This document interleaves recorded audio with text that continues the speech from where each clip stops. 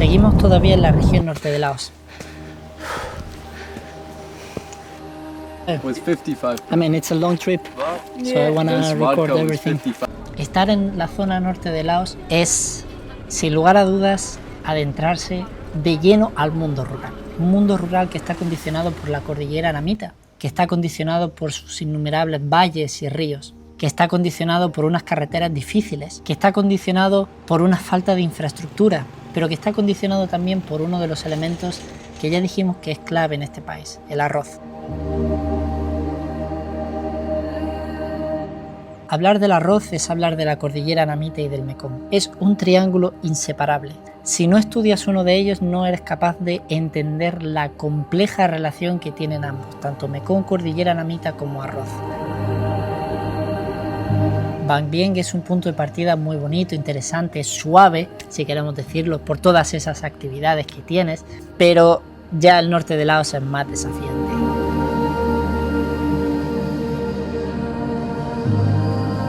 Si sigues la ruta turística, obviamente te vas a encontrar varios pueblos con sus trekkings hacia las montañas, con sus barcazas que van de un lugar a otro. La comunicación no es muy buena, pero es lo que dijimos en el anterior vídeo, ¿no? El norte de Laos es para dejarte llevar, dejar de pensar en el reloj, dejar de pensar en el tiempo y vivir algo nuevo.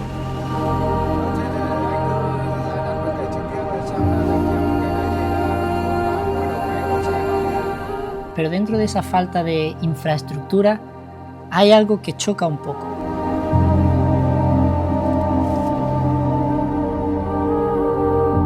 De hecho, en Luang Prabang te vas a encontrar la sede eléctrica nacional de Laos, Electricité du Laos, o te vas a encontrar la gran poderosa empresa china Power of China, de la que más adelante hablaremos. En definitiva, es encontrarte con un contraste que supone un mundo rural perdido de la mano de Dios, haciendo frente a unas infraestructuras como las presas que se están construyendo a día de hoy. Así que sin más vamos a hablar sobre este tema tan interesante, que es cómo esta tríada, cordillera Namita, Mekong y arroz funcionan y cómo las políticas que últimamente está implantando Laos están afectando de lleno a sus ciudadanos y a su soberanía nacional.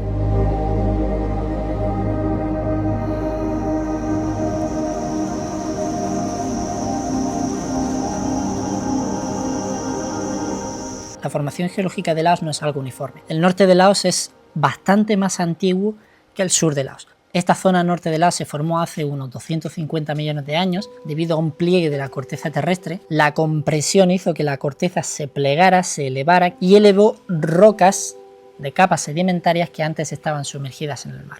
La composición pasa de montañas de esquisto, granito, caliza y areniscas.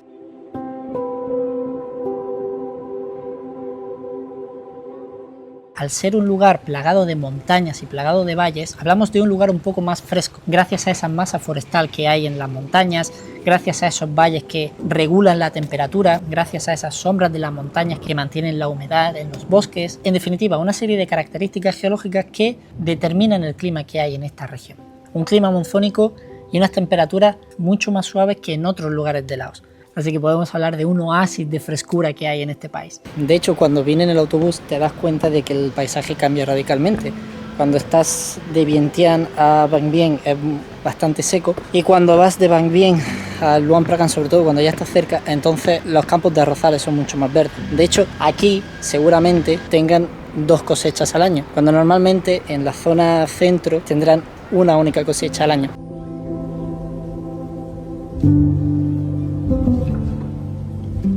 Anteriormente he mencionado los materiales de los que está compuesta la cordillera Namita. Y estos materiales son muy importantes porque son precisamente los responsables, o uno de los responsables, que el río Mekong sea uno de los ríos más biodiversos del mundo.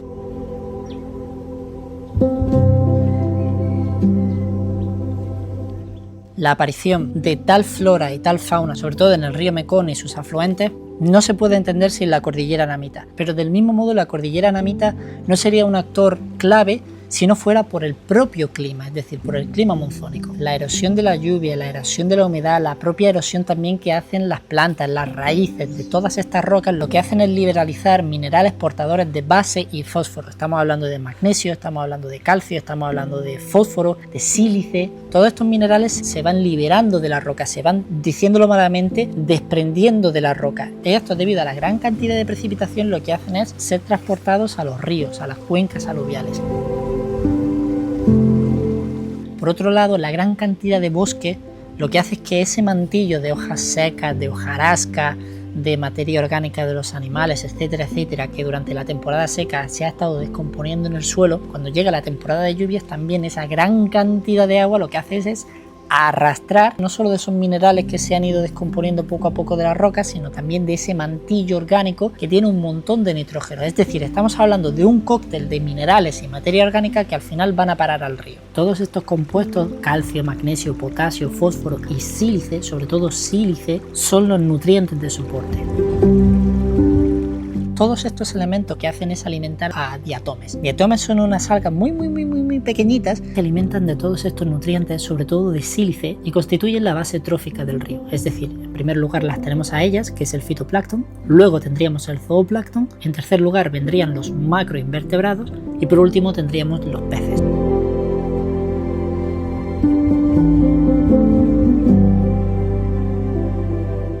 Conectando estos dos elementos, cordillera namita y clima, es la razón por la que tenemos toda esa gran biodiversidad de peces en toda esta región. No solo se limita al Mekong. Además, los peces actúan como fertilizantes vivos. En primer lugar, porque excretan una gran cantidad de amonio y fósforo disuelto. En segundo lugar, porque sus heces contienen nitrógeno y fósforo particulado. En tercer lugar, porque mezclan los sedimentos del suelo con los sedimentos que están precipitando, y no solo eso, sino que oxigenan el agua. Y por último, ayudan a controlar plagas de insectos y larvas. ¿Y a quién beneficia este sistema principalmente? Beneficia sobre todo a todos esos valles inundables en los que se planta arroz. Por una sencillísima razón, porque toda esa materia orgánica que se ha ido arrastrando, que se ha ido erosionando y que al final acaba en los ríos, todos esos sedimentos lo que van a hacer es, de una forma u otra, precipitar en todos esos campos inundados. Si a eso le añades que además tienes a toda esa materia orgánica que están acumulando los peces, pues tienes que es una forma natural que tienen los suelos de Laos para abonarse.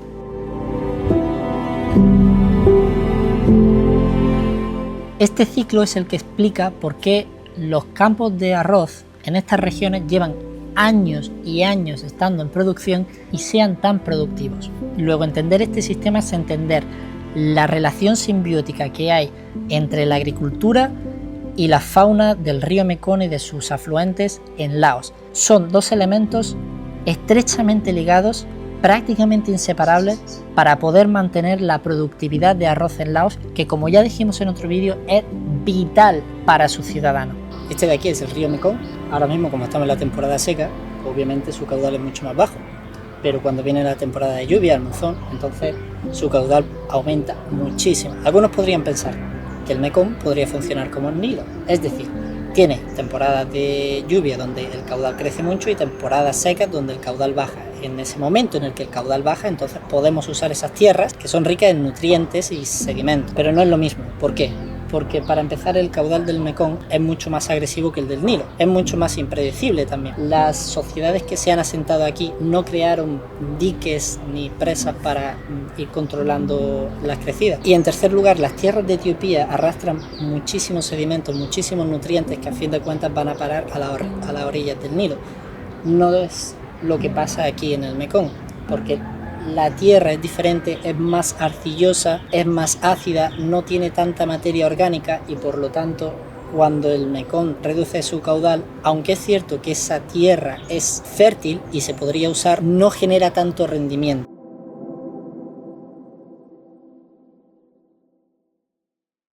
Ahora vamos a dejar un poco el lado ambiental y nos vamos a poner un poco más en el lado político, sociológico.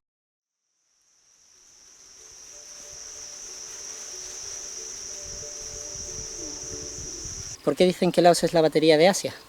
Hay varios factores. El principal, sobre todo, es que hay muchos ríos que fluyen sobre las tierras de Laos. Pero el segundo y el más importante es que todo el sistema montañoso que tiene Laos Es a fin de cuentas un depósito de agua natural. Entonces, en las temporadas secas como ahora, ese depósito de agua va haciendo que haya un continuo flujo de agua. Y en las temporadas de lluvias, esos depósitos que ya se han ido agotando durante la temporada seca se van rellenando para la siguiente temporada. Entonces, en general siempre hay un constante caudal en los ríos, que varía según la temporada seca o la temporada húmeda, pero en general esa es una de las razones. La segunda sigue teniendo relación con las montañas, y es que a fin de cuentas hay un montón de valles en los que uno puede hacer una presa y puede seguir generando aún más electricidad. De hecho, hay todavía más presas que se están construyendo en Laos por la alta demanda. Laos es un país soberano, no hay problema en eso. Laos tiene una serie de recursos, sobre todo unos recursos hídricos muy abundantes. Tiene además el curso del río Mekong, ¿de acuerdo? No hay ningún problema. ¿Cuál es la política activa que está emprendiendo el Partido Revolucionario o el Partido Comunista de Laos? Pues la construcción de innumerables presas para la producción hidroeléctrica, ¿de acuerdo? No hay ningún problema en esto, no hay ningún problema en el que un país quiera usar unos recursos naturales propios para favorecer a sus ciudadanos con una energía limpia, para evitar que haya un aumento de emisiones de CO2, para favorecer su industria. No hay ningún problema en eso. El problema está en cómo se está ejecutando esta política. Una política que prácticamente pasa desapercibida, pero que puede tener un impacto ambiental muy grande, sobre todo a medio y largo plazo. Hay dos tipos de presas, las presas que se encargan de almacenar agua, que son las que se llaman las reservoirs, y luego están las run and flow, que son más baratas, su impacto ambiental es menor y depende más bien del caudal que haya. Sobre todo su producción eléctrica aumenta cuando hay temporadas de lluvias, porque el caudal del río aumenta enormemente. Pero ¿cuál es el inconveniente? El inconveniente de esto, aparte del comercio, es sobre todo la fauna, porque el río Mekong es uno de los ríos más biodiversos del planeta y hay muchas especies que migran del sur hacia el norte. Claro, si tú le descreas un dique, pues obviamente esos peces ya no pueden migrar. El número de peces está disminuyendo considerablemente.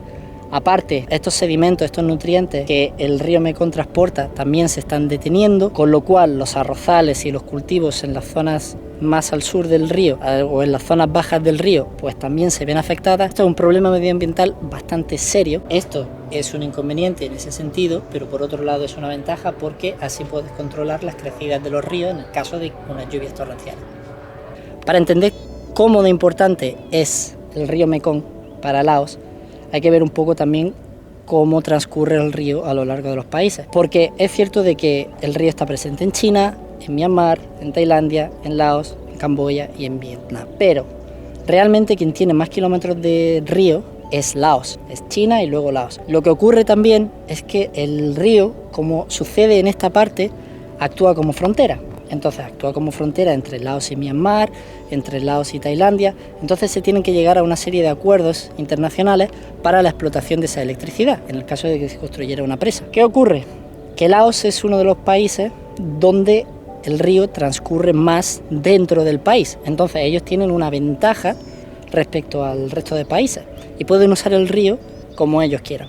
¿Qué pasa? Que el resto de países, como Tailandia y sobre todo Camboya y Vietnam, están un poco en contra de esta política de Laos de construir presas incansablemente, pero los laosianos pues obviamente afirman su derecho de usar las aguas como ellos quieren y así está. ¿Qué es lo que pasa? O al menos lo que yo considero una reflexión personal. Si tú construyes presas, pero esas presas tienen un contrato internacional con empresas chinas, con empresas tailandesas, y esa energía eléctrica lo único que haces es venderla al extranjero y no la usas para el territorio nacional, entonces tienes un problema, creo yo, vaya, porque al final es siempre lo mismo, ¿no? Al final pues son empresas que financian proyectos muy caros y pues destinan la electricidad donde ellos consideran. ¿Quién tiene el capital para construir esas presas? China, Tailandia y Vietnam.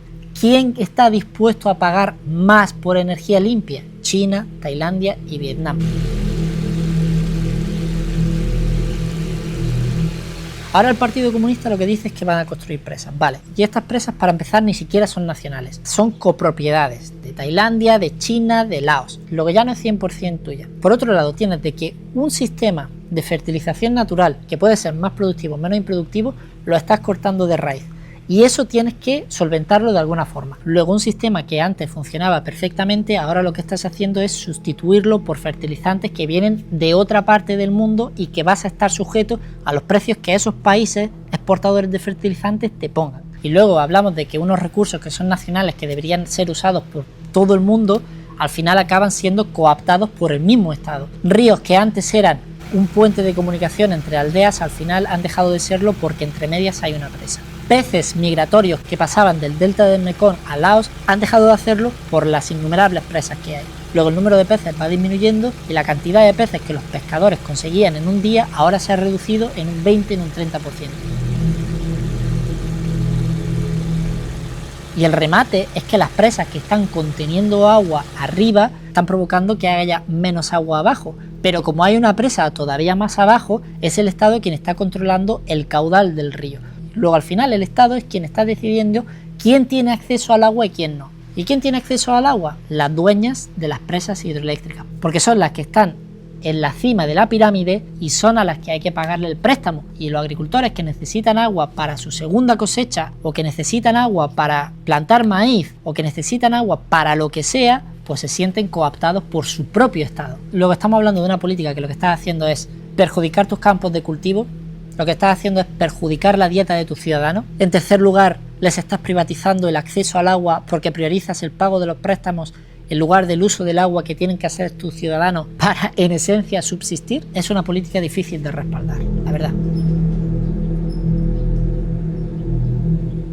La política internacional de China es muy famosa. Es invertir en proyectos que sabes que van a ser deficitarios porque su modelo de negocio no es rentable, a cambio de quedarte con sus recursos naturales. Y lo digo tal cual y me da igual las repercusiones que tenga, porque es así. Y tú estás en Laos y te das cuenta de eso. Te das cuenta de que al no tener una red de eléctrica nacional fuerte y estable, con una industria también prominente y con unos acuerdos comerciales justos para la situación de Laos, lo que pasa es que China se está quedando con prácticamente todas las presas que ha construido en Laos y que todavía quedan. Porque claro, la estrategia de Laos era usar este poder blando, la producción hidroeléctrica, para poder negociar con los distintos actores, con los distintos países, acuerdos comerciales, etcétera, etcétera. Pero ¿qué pasa? Que si para construir unas presas necesitas pedir préstamos y no eres capaz de pagar esos préstamos, te estás pegando un tiro en el pie. Y aquí hay personas que es que China no es Jesucristo Superstar y por lo tanto los proyectos que financia pues también necesita recuperar su inversión, etcétera, etcétera. Me parece muy bien, sí, me parece muy bien que alguien que haga una inversión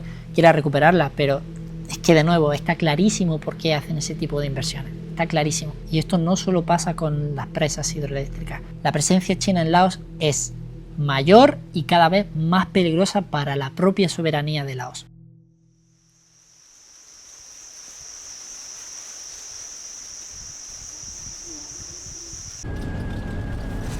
Si estás en el norte de Laos, te diría que es prácticamente mandatorio que te vayas a uno de esos pueblos perdidos de las montañas para que entiendas, sobre todo, el valor que tiene el arroz y lo que significa para sus ciudadanos. Desde el uso de la tierra, cómo se consume, cómo se trata. En mi caso voy a exponer mi experiencia propia, la experiencia que yo tuve y por qué, estando en uno de estos pueblos, se me abrió la cabeza y entendí lo importante que es el círculo del que te he hablado.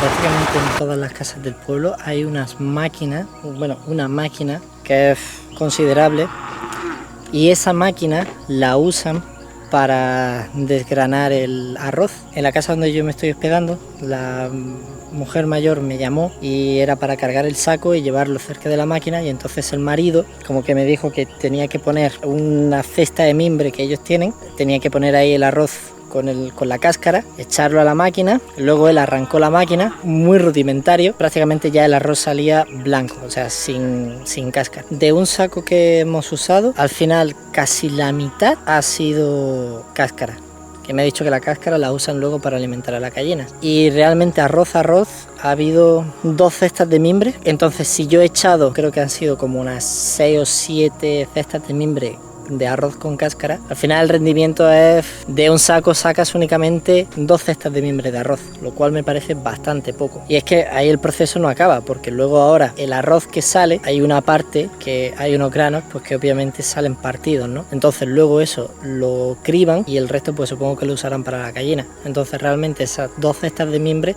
son a lo mejor un poquito menos. Que sí, que es cierto que no se pierde, porque a fin de cuentas pues lo usas para alimentar el ganado o alimentar a la gallina, pero aún así pues el rendimiento es bajo. Lo que sí me he dado cuenta es que tienen bastantes sacos. Chris me ha estado comentando de que el campo de arroz es comunitario, cada persona tiene su trocito de tierra y lo que genera de esa tierra supongo que una parte se la llevará el Estado y la otra parte pues es consumo propio. Y la verdad es que sí que tienen bastantes sacos de arroz, pero no sé realmente para cuánto les duran. En el pueblito en el que estuve tuve la oportunidad de hablar, no sé si era la dueña de la guest house, pero bueno, al final pudimos tener una pequeña conversación y claro, yo le pregunté pues sobre el arroz, la granja comunitaria, etcétera, etcétera. Y bueno, al final me dijo que ella tenía como 4 parcelas, supongo que las compró porque ella me dijo que una de esas 4 parcelas iba a ser comprada por una familia inglesa en unos meses, lo cual me sorprende, ¿no? Porque te encuentras un montón de tierras o para alquilar o para vender. Es increíble, sobre todo en Ban Bien, los carteles abundan, que es una maravilla. Entonces, ella, en su caso, ella produce unos 100 sacos de arroz. De esos 100 sacos de arroz que ella produce, ella se queda 60 y el resto lo vende. No me quedó claro a quién lo vende, porque la barrera del idioma también hace mucho, ¿no? Me estuvo comentando que el kilo se vende a 80.000 kip y el saco a 300.000 kip. Pero bueno, me dijo que al menos con 60 sacos de arroz su familia puede vivir y no solo eso, sino que puede tener incluso para la guest house. Es una producción considerable. No sé si es porque ella tiene 4 terrenos o cada parcela de terreno pues produce arroz suficiente. También me estuvo diciendo, porque claro, yo le pregunté, ella tenía hermanos y hermanas y le pregunté si nunca había querido irse a la ciudad y me dijo que sí, que realmente al principio le llamaba, pero que realmente la vida en el pueblo era bastante más barata, porque sí, es cierto, el cultivo de arroz es un cultivo bastante exigente, requiere mucho tiempo y mucho cuidado, pero bueno, a fin de cuentas ella tenía un rendimiento considerable, podía vender su excedente y luego también podían usar el bosque, pues por ejemplo para coger bambú, que ella me estuvo diciendo que el bambú lo cortan cuando empieza la temporada de lluvia, entonces como que el bambú brota y ese bambú que brota es el que cortan, secan y guardan, que por cierto la sopa de bambú está buenísima, o ella lo hacía buenísima, es wow, increíble. Entonces claro, ella me dijo, yo tengo esta serie de recursos y mi hermano por ejemplo que vive en Vientiane está ganando 1 millón de kips, pero tiene todos los gastos que supone vivir en la ciudad. A lo que yo me pregunté, 1 millón de kips de salario es muy bajo. Yo no sé si ella lo dijo así de modo orientativo o realmente es que los salarios son así de bajos.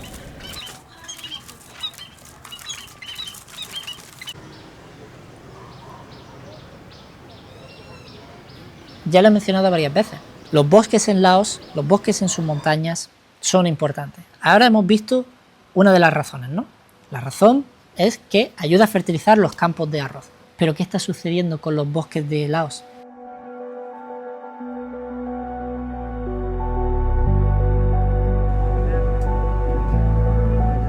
En este vídeo y en el siguiente lo que estamos exponiendo son realidades ambientales. Realidades ambientales impulsadas por ciertas políticas nacionales, impulsadas por ciertos mercados, pero que en todo momento tienen solución. A lo mejor no se va a poder mitigar el problema un 100%. A lo mejor va a ser un 75%, un 60%, pero va a ser mejor que nada. Que ahora mismo se esté haciendo esto mal no significa que no se pueda hacer bien. Se puede hacer bien. Se pueden implantar políticas correctas. Y con esto lo que quiero decir es que el problema no es que se estén construyendo un montón de presas. El problema es cómo se está haciendo, cómo se está desarrollando este proyecto y cómo los distintos inversores y países están haciendo que este modelo sea, en definitiva, no rentable, ni para sus ciudadanos, ni para el ecosistema de Laos, ni para otros países como Camboya o Vietnam. Luego no quiero que te quedes con ese halo de desesperanza. Hay soluciones y se expondrá más adelante, pero tenemos que seguir explicando este problema. Y la primera dimensión de este problema han sido las presas. Pero la segunda dimensión del problema, del riesgo que supone para la nación de Laos, las políticas que se están implantando, es su política forestal. Por eso lo dejamos para el siguiente vídeo.